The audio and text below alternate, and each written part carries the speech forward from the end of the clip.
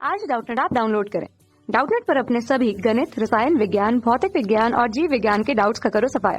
बस प्रश्न की फोटो खींचो, एक ही प्रश्न को क्रॉप करो और तुरंत वीडियो सोल्यूशन पाओ। अभी डाउनलोड करें। हमें दिया है 512 हर्ट्ज आवृत्ति का एक स्वरित्र किसी स्थिर श्रोता से दूर एक दीवार की ओर 3 मीटर प्रति सेकंड की चाल से जा रहा है। अब स्वरित्र से सीधा आने वाली तरंग और दीवार से परावर्तित होकर आने वाली तरंग के अध्यारोपण के कारण विस्पंद यहाँ पर बनते हैं। अब यदि वायु में ध्वनि की चाल का मान 330 मीटर प्रति सेकंड दिया हुआ है तो विस्पंद की आवृत्ति की गणना हमें इस प्रश्न में करनी है। जो दिया हुआ है उसका आरेख हम थोड़ा समझ लेते हैं कि सबसे पहले तो हमने ये देखा कि हमारे पास श्रोता यहाँ पर है, ठीक है। तो ये श्रोता की स्थिति है। अब श्रोता यहाँ पर क्या होता है, श्रोता स्थिर होता है, ये हमें दिया हुआ है। तो एक स्थिर श्रोता है, इसका मतलब है कि उसका वेग, श्रोता को ऑब्जर्वर ओ से हम प्रयुक्त करते हैं, तो यहाँ पर हम उसके वेग को यू ओ के वेग के मान को हमने शून्य रखा हुआ है, ठीक है। अब बोला जा रहा है कि एक स्वरित्र स्थिर श्रोता से दूर, स्थिर श्रोता से दूर, सबसे पहले तो हमने उसकी स्थिति बना ली कि कुछ इस तरह से उसकी स्थिति है।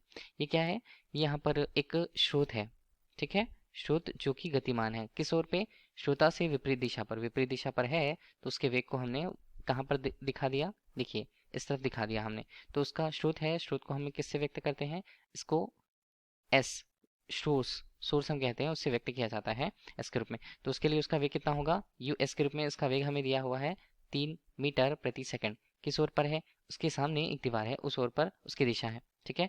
ये हमने दीवार बना दिया। अब देखिए होता क्या है, इस प्रकार श्रोता को दो तरह से ध्वनि की आवृत्ति सुनाई देने वाली है। एक तो स्रोत जो है उससे सीधे ही उस पर पहुंचने वाली आवृत्ति, दूसरा स्रोत से निकल करके दीवार से टकरा करके वापस श्रोता तक जाने वाली ध्वनि की आवृत्ति। तो क्या क्या दिया हुआ है वो हम ले लेते हैं कि स्रोत यहाँ पर है, स्रोत के लिए उसका वेग दे दिया गया, स्थिर श्रोता है तो उसका वेग शून्य होगा, और जो स्रोत है जो ध्वनि उत्पन्न करता है उसकी आवृत्ति हमें दी हुई है। आवृत्ति का मान एन के रूप में हम देखें तो वो हमारे पास दिया है 512 हर्ट्ज के रूप में, ठीक है। तो ये हमारे पास है।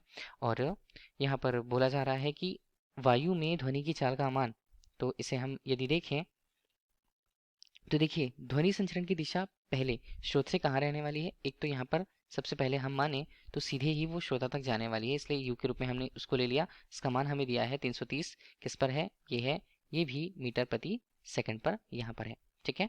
अब देखिए दोनों स्थितियां अलग अलग हम ले लेते हैं। पहले हम लिखते हैं किस बारे में कि देखिए पहले तो हम समझा देते हैं कि यदि स्रोत से ध्वनि उत्पन्न की जा रही है वो सीधे श्रोता तक यदि पहुंचती है, जबकि स्रोत श्रोता से दूर जा रहा है, तो यहाँ पर उसकी जो आवृत्ति होगी उसे हमने एन डैश के रूप में प्रस्तुत कर रखा। उसका मान क्या होगा, पहले तो ध्वनि संचरण का वेग श्रोता के सापेक्ष, तो श्रोता के सापेक्ष यू ओ के रूप में इसका मान तो शून्य होने वाला है, ये हमें पता है। दूसरा नीचे की हम और देखते हैं तो यहाँ पर ध्वनि संचरण का वेग स्रोत के सापेक्ष, जहाँ ध्वनि संचरण का वेग कहाँ पर है, ध्वनि संचरण का वेग है यहाँ पर श्रोता की ओर, जबकि स्रोत की दिशा कहाँ पर है, स्रोत के गमन की दिशा है उसकी उल्टी दिशा पर। तो इसे यू धन यू एस के रूप में हम प्रस्तुत करेंगे और यहाँ पर आएगा वास्तविक आवृत्ति एन।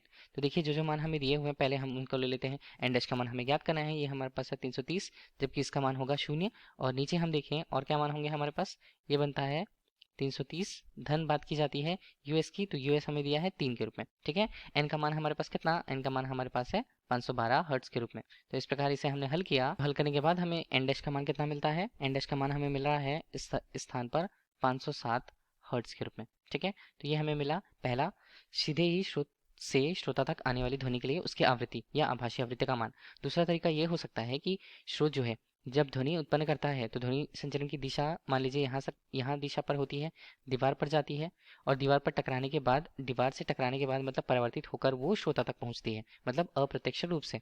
तो इसे हम क्या लिखेंगे, दूसरा हमारे पास होगा, देखिए दीवार से टकराकर आने वाली ध्वनि, उसके लिए हम बात करते हैं तो जो आवृत्ति वहां पर होती है, दीवार वहां पर स्थिर है और कठोर तख्त के रूप में है, मतलब एक हम दर्पण की तरह मान ले जिसका प्रतिबिंब समान ही होता है, तो उसकी आवृत्ति चेंज नहीं होने वाली है। तो आवृत्ति का मान कितना होगा, आवृत्ति का मान 512 हर्ट्ज होगा जो वहां पर श्रोता तक पहुंचने को है।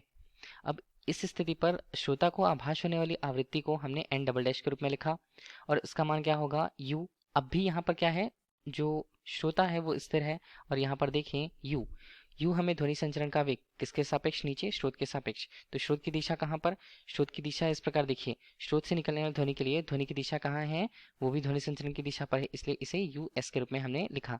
और देखिए आवृत्ति का मान वास्तविक रूप से एन है, सभी मानों को हम रखें तो एन डबल डैश का मान यहाँ पर क्या होगा, यू का मान यहाँ पर है 330, और नीचे हम देखें इसके मान को ये बनता है 330 ऋण 3 के रूप में, और यहाँ पर मान कितने बने, यहाँ पर मान बनता है 512 हर्ट्ज के रूप में। ये भी होगा यहाँ पर किसमें, हर्ट्ज के रूप में। ठीक है, तो एन डबल डैश का मान हल करने के बाद हमें कितना मिल रहा है, इसका मान हमें मिलता है 517 हर्ट्ज के रूप में। ठीक है, तो ये हमें 517 हर्ट्ज मिला, मतलब आवृत्ति का मान अभी अधिक मिला। अब जैसे प्रश्न में बोला है कि सीधे आने वाली तरंगे और दीवार से परावर्तित होकर आने वाली तरंगों के अध्यारोपण के कारण विस्पंद होता है, तो विस्पंद का मान हमें इस पर ज्ञात करना है। तो विस्पंद का मान यदि हम ज्ञात करें तो उसे विस्पंद आवृत्ति के रूप में हम कहेंगे, विस्पंद आवृत्ति। और विस्पंद आवृत्ति को किससे व्यक्त किया जाता है, आवृत्ति को व्यक्त किया जाता है x से। ठीक है, इसका मान क्या होगा, इसका मान होगा n डबल डैश ऋण n डैश के रूप में। तो n डबल डैश 517 और यहाँ पर ये बनता है 507 हर्ट्ज के रूप में। तो x का मान हमें कितना मिला, x का मान हमें मिला 10 यहाँ पर प्रति सेकंड के रूप में। 10 विस्पंद हम प्रति सेकंड उसे कहेंगे। यही इस प्रश्न का उत्तर होगा जो हमसे प्रश्न में पूछा जा रहा था। धन्यवाद।